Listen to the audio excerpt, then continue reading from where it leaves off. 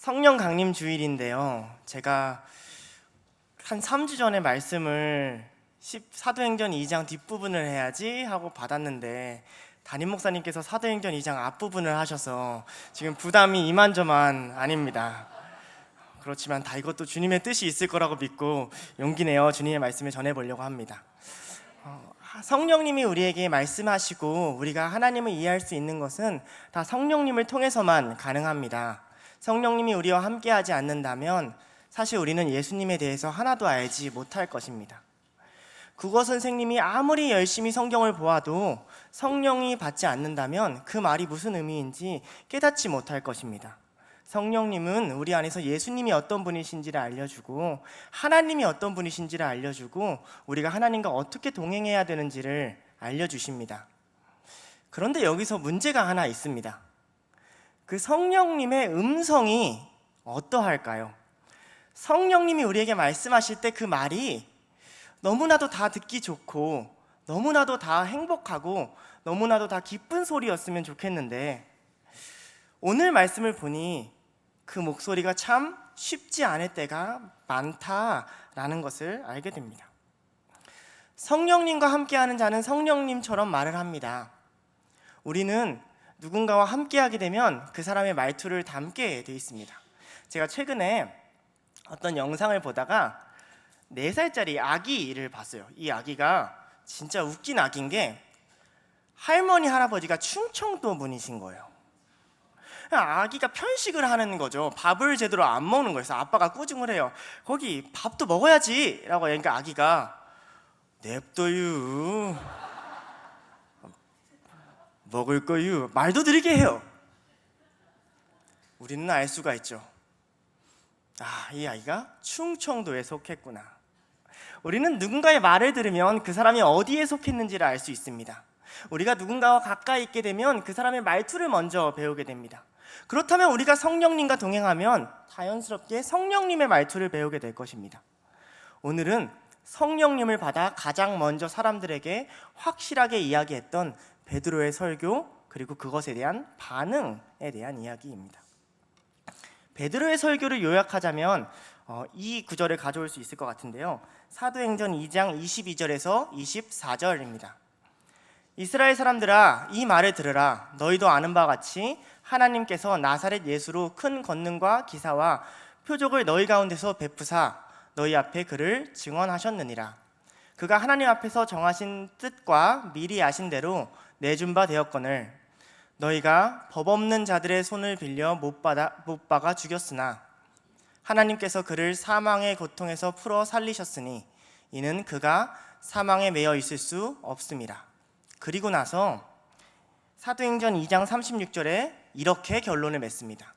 그런즉 이스라엘의 온 집은 확실히 알지니 너희가 십자가에 못 박은 이 예수를 하나님이 주와 그리스도가 되게 하셨느니라 하니라. 아멘. 아멘인 말씀인데요. 이걸 듣는 청중들은 어땠을까요? 저희들에겐 너무 아멘인 말씀이잖아요. 예수님을 하나님이 살리셨다고, 하나님이 성령님을 보내셔서 베드로에게 이 말씀을 전하게 하셨다고, 너무나 아멘이다, 우리는 이런 하나님을 믿지 하는데 그 당시의 사람들은 어땠을까요? 불과 50일 전만 해도 예수님이 진짜 메시아인지 아닌지 헷갈렸을 것입니다. 불과 50일 전만 해도 거기서 모여서 예수를 십자가에 못 박아라 외쳤던 군중들입니다. 그들 앞에 서서 너희가 예수를 못 박았어, 너희가 예수님을 못 박아서 너희가 예수님을 죽였다, 그런데 하나님이 그를 살리셨다 라는 말을 들으면 이스라엘 백성들은 두려움에 사로잡힐 것입니다. 내가 메시아를 죽였다고? 주님, 나는 그런 줄은 몰랐어요. 주님, 나는 진짜 그가 메시아인지 확신할 수 없었어요. 그런데 그가 살아나셔서 하나님 우편에 계시대요. 유대인에게 이 말은 심판자라는 뜻 소리입니다. 그가 이제 살아나서 못 박은 너희들을 바라보고 있다는 얘기입니다. 너무나도 두려운 말씀 아닙니까? 저는 이게 너무 놀랐습니다. 저는요, 베드로에게 성령이 임하시면 베드로가 성령 충만해서 이렇게 말할 줄 알았거든요. 베드로가 이렇게 말하는 거죠. 여러분, 예수님이 여러분을 너무 사랑하세요. 예수님이 여러분과 너무너무 함께 있고 싶으세요 라고 말할 줄 알았어요. 그런데 베드로가 그렇게 말하지 않는 거예요. 어쩌면 이 말씀을 정직하게 듣는다면 너무나도 눈물이 나게, 너무나도 두렵게, 너무나도 무섭게 말씀하시는 겁니다. 하물며 베드로는 그 당시에 그리 인정받는 인물도 아니었습니다. 웬 30대, 그것도 갈릴리에서 온 어부가, 그것도 불과 50일 전에 사람들 앞에서 3번이나 나는 예수를 모른다고 얘기한 그가 갑자기 나타나서 예수가 부활하셨다고, 너희가 예수를 십자가에 못 박는다고 말하면 그에게 무슨 권위가 있겠습니까? 이렇게 얘기할 수 있지 않겠습니까? 너도 똑같잖아, 너도 다를 바가 없잖아 라고 정죄할 수도 있지 않겠습니까? 성령님의 음성이 처음 드러난 게 이러한 설교라는 지점을 우리는 잘 기억해야 합니다. 성령님의 음성에는 굉장히 깊은 진리와 우리를 새롭게 하는 말씀과 그리고 하나님의 무궁한 사랑을 담고 있지만, 그 안에는 우리가 예수를 십자가에 못 박았다는, 어쩌면 외면하고 싶은 우리의 죄를 드러내시기도 하기 때문입니다. 이게 왜 우리한테 이렇게 어렵냐면요, 성령님이 하려는 일은 우리를 새롭게 하는 일이기 때문입니다. 새롭게 하시려면 이전 것을 끄집어내셔야 합니다. 우리가 어떤 것이 잘못되어 있었는지, 어떤 것이 문제였는지, 우리가 보지 않으려고 하고 쌓아두고 넘어가려고 하는 것들, 그것들을 끄집어내셔서 나는 그렇게 보지 않는다, 나는 그런 하나님이 아니다 라는 걸 드러내시려니 참 어려운 것이죠. 제가 저희 어머니와 같이 있으면서 어머니에게 좀 많은 것들을 이렇게 알려주는 아들이거든요. 왜 자녀들 중에서도 물어보기 편한 자녀가 있잖아요. 제가 그런 자녀인데요, 어머니가 로봇 청소기를 하나 사신 거예요. 로봇 청소기를 사셨는데 이걸 또 핸드폰에 연동을 해서 와이파이를 해가지고 방법이 많더라고요. 그런데 요놈이 처음 딱 설정하는 대로 계속 작동하면 되는데 한두 달에 한 번씩 꼭 문제를 일으켜요. 그때마다 엄마가 연락을 합니다. 하준아, 얘가 또 말썽이다. 그러면 제가 또 처음부터 다시 설명해 드려야 합니다. 이곳을 어떤 게 문제지요? 전원은 켜셨나요? 뭐가 문제인가요? 와이파이는 연결이 되셨나요? 새로운 것을 배우려니, 새로운 것을 쓰려니 얼마나 불편합니까? 하나님이 우리를 새롭게 하시려니, 우리가 익숙하지 않은 것을 시키시려니 우리가 얼마나 불편합니까? 하나님, 나는 단 한 번도 그런 적이 없어요. 주님, 저는 단 한 번도 사람들에게 그렇게 다가간 적이 없어요. 이렇게 고백하는 사람에게 저 옆 사람에게 가서 말을 한번 걸어보렴 이라고 말씀하시는 분이 우리 하나님 아니십니까? 주님, 저는 두려워서 사람들 앞에 서지 못해요 라고 말하는 사람에게 용기를 가지렴, 내가 너와 함께한다 하고 말씀하시는 분이 하나님이시기 때문입니다. 그런 하나님이 오늘 베드로를 통해 말씀하십니다. 근데 놀라운 일이 일어납니다. 이 불편한 말씀에 사람들이 반응하기 시작하는 겁니다. 오늘 말씀 37절에 이렇게 나와 있습니다. 그들이 이 말을 듣고 마음에 찔려 베드로와 다른 사도들에게 물어 이르되, 형제들아, 우리가 어찌할꼬 하거늘. 여러분, 그렇다면 성령님의 말씀을 제대로 듣는 사람들은 어떻게 반응할까요? 성령님의 말씀에 제대로 반응하는 사람들은 어떻게 이야기할까요? 바로 이렇게 이야기합니다. 주님, 어떡하죠? 이게 우리의 첫 번째 기도가 돼야 될 줄 믿습니다. 주님, 알겠어요. 들었어요. 사랑해야 되는 것도 알겠고요.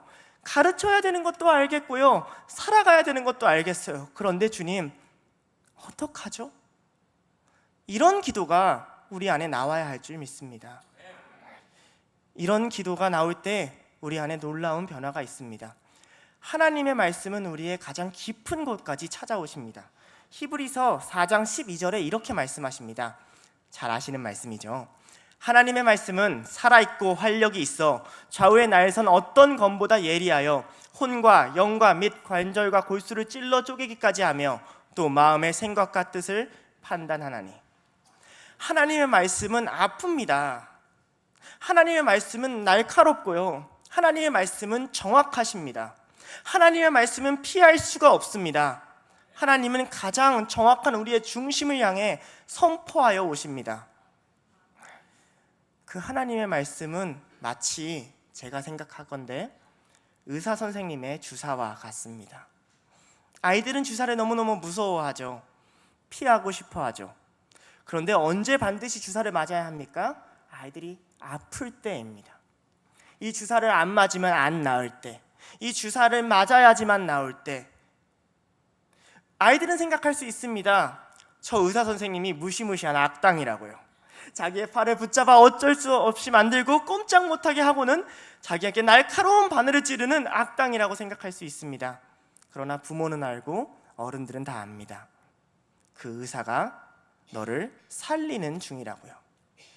하나님 말씀을 우리가 이렇게 받아들여야 합니다. 우리가 어찌할꼬 라는 반응이 나오는 것은 사실 우리 안에 답이 없다는 것을 우리가 인정하기 때문입니다. 우리가 어설프게 이것을 인정하면 우리는 죄책감에 빠지고 맙니다. 죄책감이란 우리가 우리 스스로의 죄를 해결할 수 있다고 믿는 믿음에서 나옵니다. 내가 내 죄를 어떻게 다스리고 책임질 수 있다고 생각하니까, 내가 내 죄를 다 감당할 수 있다고 생각하니까 그것에 대한 무게를 느끼고 누립니다. 아니요 여러분, 그럴 수 없다라고 성경은 이야기합니다. 말씀 앞에 서면 우리가 느낄 것은 죄책감이 아니라 하나님께 무릎 꿇는 태도입니다. 주님, 저는 도무지 할 수가 없습니다. 주님, 저는 도무지 방법을 알지 못합니다. 주님, 그러니 저는 저 베드로가 받은 성령님이 필요합니다 라는 고백이 나오게 되는 것 아니겠습니까? 미국의 3차 대각성운동을 이끌었던 부흥자 무디라는 사람이 있습니다. 들어보셨나요? 무디? 네, 무디가요, 제가 나온 대학교가 무디 신학교거든요. 그래서 그 사람에 대한 이야기를 많이 듣게 되었는데, 초등학교도 온전히 끝내지 못한 사람이었대요. 스펠링도 쓸 때마다 다 틀리고 글을 읽어도 제대로 읽지 못하는 사람이었대요. 그런데 교회에서 말씀을 듣고 마음이 감화가 된 겁니다. 성령님이 부어진 겁니다. 너무너무 뜨거워서 주체를 못하는 겁니다. 그래서 그 부족한 말하는 실력과 부족한 설교 원고로 나가서 말씀을 전하기 시작했답니다. 놀랍게도 그분은 말씀을 전한 지 30년이 지난 다음에도 원고에 철자를 틀리셨대요. 놀랍지 않습니까? 그래서 그분이 영국에서 강연을 하는데 한 성도가 이렇게 이야기했답니다. 당신은 성교의 문법이 너무 많이 틀리니 당신 같은 사람은 설교자를 하면 안 되는 것이 아니겠습니까? 라고 실제로 이야기를 들었다고 합니다. 그런데 그걸 듣자마자 무디가 이렇게 대답을 했다고 합니다. 저도 제 자신의 문법이 틀린 것을 알고 있습니다. 저는 부족한 점이 많습니다. 그러나 저는 제가 받은 재능을 최선을 다하여 사용하고 있습니다. 그렇다면 충분한 문법 실력을 가지신 당신은 그 실력으로 주님을 위하여 무엇을 하고 계십니까? 여러분, 우리가 성령님 앞에 나는 어찌합니까? 라는 마음으로 서지 않으면 어떻게 되냐면요, 무디를 정죄하는 이 사람처럼 됩니다. 저 사람은 목소리가 어때? 저 사람은 넥타이가 어때? 저 사람은 머리 스타일이 어때? 문법이 틀리니까 설교자를 할 수 없어.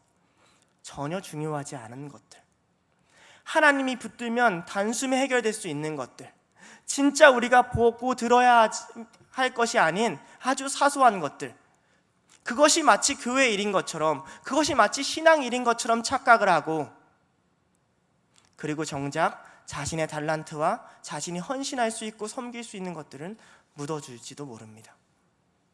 그러나 오늘 말씀처럼 주님, 나는 어찌합니까? 어떻게 하면 좋겠습니까? 라고 말하는 사람들은 다르게 반응을 합니다. 베드로는 그들의 고백 앞에 39절과 40절 말씀에 이렇게 대답해 줍니다. 이 약속은 너희와 너희 자녀와 모든 먼데 사람이라 곧 주 우리 하나님이 얼마든지 부르신 자들에게 하신 것이라 하고, 또 여러 말로 확증하며 권하여 이르되 너희가 이 패역한 세대에서 구원을 받으라 하니. 베드로가요, 회개를 하라고 하면서 끝까지 뭐라고 얘기하냐면 너희가 이 패역한 세대에서 구원을 받으래요. 쉽게 말하면 너희가 패역하다는 겁니다. 베드로가 하는 이 말은 이사야서 말씀을 인용한 겁니다. 이사야서 30장 9절과 10절에 이런 말씀이 나옵니다. 대저 이는 패역한 백성이요 거짓말하는 자식들이요 여호와의 법을 듣기 싫어하는 자식들이라. 그들이 선견자에게 이르기를 선견하지 말라, 선지자에게 이르기를 우리에게 바른 것을 보이지 말라, 우리에게 부드러운 말을 하라, 거짓된 것을 보이라. 패역한 세대는 어떤 세대를 지칭하는 거냐면요, 부드러운 것만 보고 싶어하는 자들을 말합니다. 아이들에게 말씀을 전할 때 두려움이 있습니다. 이 아이들이 요즘 학교에 가면 축구를 못한답니다. 축구를 폐지했대요. 경쟁에서 누군가 질까봐 그 민원이 싫어서 축구를 아예 안 하겠다고 합니다. 체육대회를 안 한답니다. 모두가 1등이어야 하니까요. 그런 아이들에게 죄를 가르쳐야 하고, 그걸 넘어 회개를 가르쳐야 하고, 예수 그리스도만이 소망인 걸 가르쳐야 할 때, 저는 제가 전하는 복음이 그리 부드러운 말이 아닌 걸 알고 있습니다. 이 복음이 굉장히 어려운 말인 걸 인지하고 있습니다. 제 안에 끊임없는 충동이 올라옵니다. 왜 더 부드럽게 말해봐. 하준아, 너는 알고 있잖아, 저들이 듣기 좋아하는 말이 뭔지를. 어떻게 말하면 저들이 반응하는지 알고 있잖아. 그러나 다른 한편의 제 안에 성령님이 말씀하십니다. 하준아, 너는 예수 그리스도가 진리인 걸 알고 있잖아. 하준아, 그건 타협할 수 없잖아. 그것만은 너가 타협할 수 없는 무언가잖아. 그게 비록 아이들에게 어떻게 하라고요, 어떻게 살라고요 라는 고백이 나올지언정 그건 너가 전해야 되는 말씀이잖아 라는 마음을 주십니다. 다시 그렇게 기도하고 다시 강단 앞에 섭니다. 다시 그런 마음으로 복음을 전합니다. 복음은 그렇게 전해야 되는 것이고 우리는 그렇게 말씀을 들어야 하는 것이라고 오늘 성경이 이야기하고 있기 때문입니다. 우리가 이 말씀을 들을 때 우리는 기억해야 합니다. 항상 하나님의 놀라운 역사는, 부흥의 역사는 회개와 함께 온다는 것을요, 우리가 잘 아는 것처럼 평양 대부흥운동도 회개의 역사와 같이 일어났습니다. 하나님은 돌이키는 것을 기뻐하는 분이십니다. 이미 하나님을 믿는 자들도 다시 죄로 떨어집니다. 다시 부드러운 말을 듣고 싶어 합니다. 우리는 위로받는 것을 즐거워합니다. 그것은 좋은 것입니다. 그러나 진정한 위로는 부드러운 말에 있지 않습니다. 진정한 위로는 진리이신 하나님 말씀에 있습니다. 진정한 위로는 예수 그리스도만이 진리라는 것에 있습니다. 그것을 굳게 붙들고 선포할 때에 거기서 회개하는 자들을 통해 위로가 흘러가고, 거기서 회개하는 자들을 통해 능력과 은혜가 흘러간다는 것을 오늘 말씀은 이야기하는 줄 믿습니다. 그렇다면 회개를 한 자들은 어떤 반응을 보일까요? 진짜 하나님께 돌이킨 자들은 어떻게 살아야 될까요? 이 불편하고 어려운 말씀을 받은 자들은 이런 일을 합니다. 오늘 말씀의 42절 말씀입니다. 그들이 사도의 가르침을 받아 서로 교제하고 떡을 떼며 오로지 기도하기를 힘쓰니라. 여기서 처음 교회가 생겼을 때 꼭 나타나는 세 가지, 회개한 자들이 모였을 때 일어나는 세 가지가 나옵니다. 그런데 이 세 가지 중에 이 순서가 굉장히 중요합니다. 42절의 첫 번째 순서는 뭐냐면요, 그들이 사도들의 가르침을 받아입니다. 변화되고 싶은 사람은요, 배우고 싶어 합니다. 바뀌고 싶은 사람은요, 누가 나를 가르쳐 줄까 찾으러 다닙니다. 돌이키고 싶은 사람은요, 말씀을 알고 싶습니다. 이것에는 영유아부 어린아이나 노인이 상관이 없다고 저는 믿습니다. 이것은 하나님을 향한 우리의 사랑의 고백이고 태도입니다. 주님, 저에게 말씀을 알려주시옵소서. 교회에서 조금이라도 말씀을 알려줄 수 있다면 제가 그곳에 있겠습니다. 조금이라도 제가 말씀을 배울 수 있다면 제가 조금이라도 듣겠습니다. 비록 때로는 부족한 종들이 세워질 수도 있고, 비록 말씀이 너무 어려울 때도 있고, 비록 어떤 말씀은 우리에게 와닿지 않을 수도 있지만, 그러나 말씀하시는 분이 성령님 당신이라면 나는 배우고 싶습니다. 이런 마음으로 그 자리에 찾아가는 일들이 일어난단 말입니다. 그들은 알았을 것입니다. 자기가 예수 그리스도를 이미 못 박았다는 것을요. 그러니까 돌아가기 싫었을 것입니다. 다시 죄로 돌아가면 나는 또 예수님을 못 박는 사람이 될 텐데, 그럼 어떡하지? 그러니 사도들에게 가르침을 청했을 것입니다. 어떻게 해야 우리가 예수 그리스도를 믿고 바르게 살 수 있습니까? 주님의 말씀을 알려주십시오. 주님의 말씀을 알려주십시오.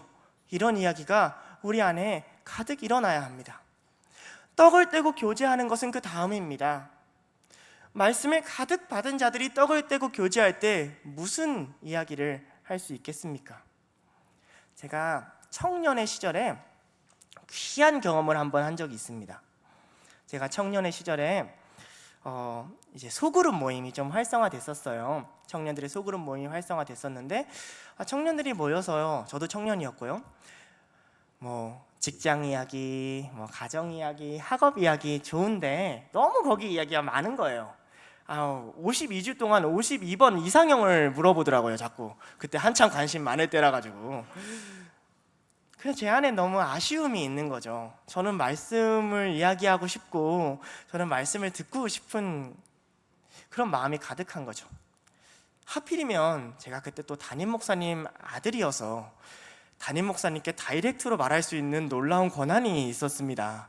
그래서 아버지에게 가서, 아버지, 성경 공부를 좀 하면 어떻겠습니까? 라고 이야기를 하니 아버지께서 저에게 이렇게 말씀하시더라고요. 너가 해.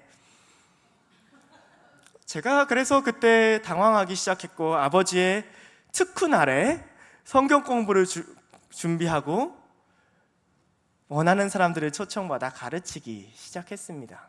처음에는 1대1로 한 명을 가르쳤고요, 그게 7명이 붙어서 8명이 되고, 나중에 한 30명의 청년들과 같이 성경 공부를 하게 된 정말 특별하고 귀한 경험을 하나님이 주셨는데요, 이 경험을 이야기하려고 하는 게 아니라 그 경험 가운데 제가 놀라운 사실을 보게 되었습니다.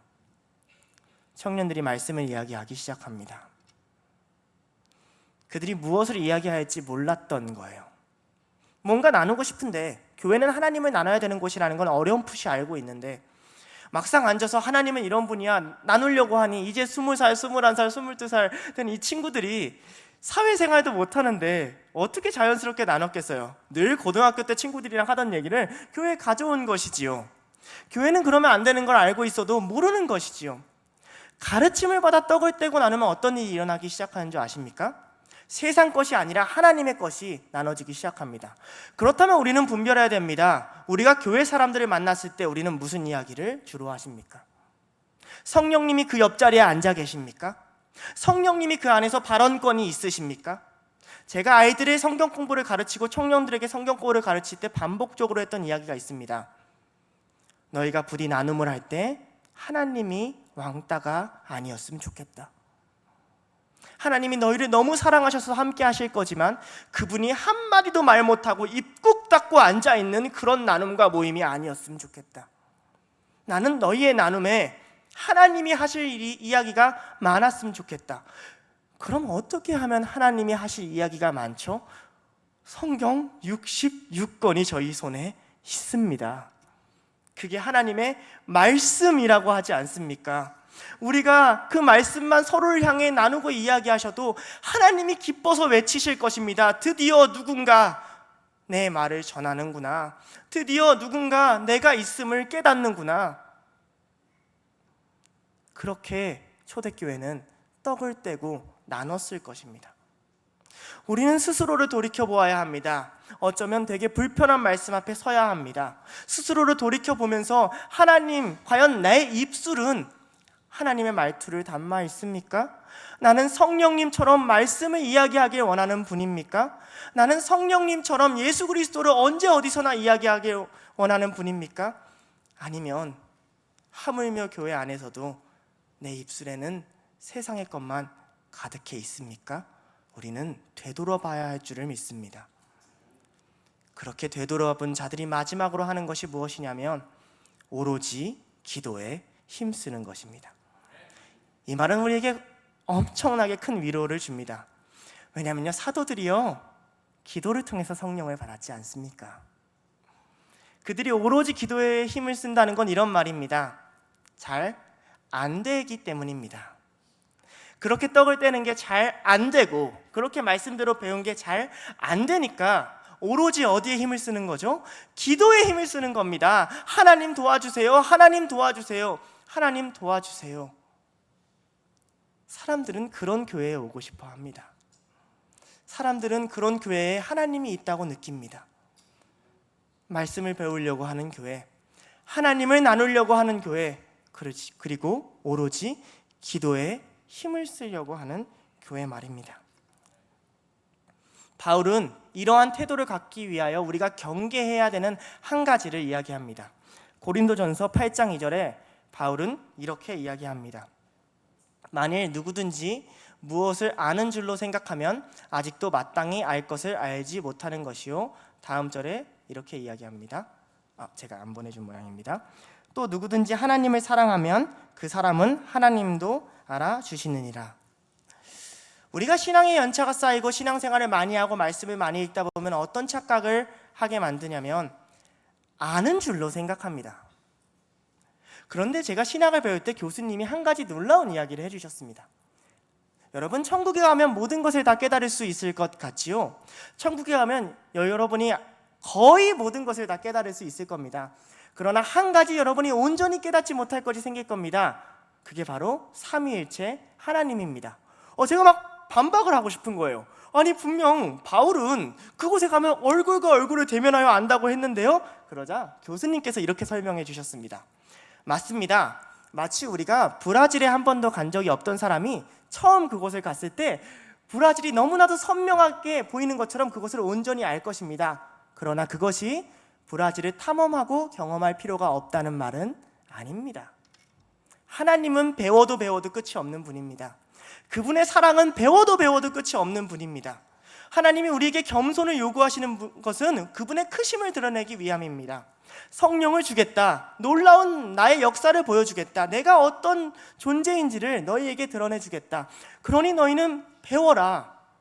나의 말처럼 말할 수 있을 때까지, 성령이 너의 혀를 주관할 때까지 오로지 기도하고 말씀을 배우려고 해라. 그러면 내가 그 공동체 안에 역사하겠다라고 말씀하고 계신 것입니다.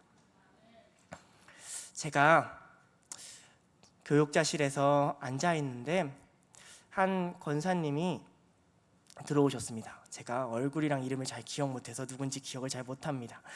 한 2월 달쯤의 이야기였던 것 같아요. 그 권사님이 대표 기도셨나 봐요.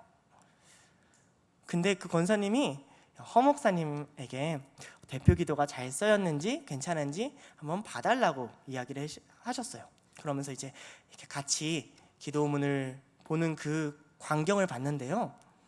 너무 잘 쓰시는 거예요. 너무 막 듣고 있는데 막 은혜가 되는 거예요. 그런데 저 권사님이 계속 이렇게 말씀하신 겁니다. 아니에요, 목사님이 알려주시니까 제가 이렇게 하죠. 그런데 그 마음이 제 마음을 움직이는 겁니다. 하나님이 저런 마음을 찾으시겠구나. 하나님이 원하시는 마음이 저렇겠구나. 얼마나 많이 기도문을 써보셨겠어요. 아마 달인이시겠죠. 너무나도 잘 쓰실 거예요. 근데 어떤 마음이 그 안에, 그 마음 중심 가운데 있죠? 주님, 나는 주님 더 알기 원해요. 주님이 기도 한 글자라도 주님을 나타나기 원해요. 주님, 난 주님은 조금이라도 더 배우기 원해요. 나의 실력과 능력으로는 전혀 못하는 일을 주님은 하실 수 있잖아요. 그러니까 불편해도 좋으니 내게 말씀해 주세요. 어려워도 좋으니 내게 알려주세요. 답답해도 좋으니 내게 말씀해 주세요. 내가 배울게요. 라는 말씀이 그분 안에 계셨던 것 같습니다. 이것이 우리가 가져야 되는 말씀입니다. 이것이 성령 강림 주일에 우리가 품어야 되는 말씀입니다. 하나님 앞에 겸손하게 그분을 배우고자 회개하고 돌이키는 자들, 그 자들에게 성령님이 역사하시고 그 자들 안에 성령님의 능력이 나타날 것을 믿습니다. 기도하시겠습니다. 하나님 아버지, 감사합니다. 성령 강림 주일을 맞아 성령님을 깊게 묵상하게 하여 주심에 감사드립니다. 주님, 죄 많은 자들입니다.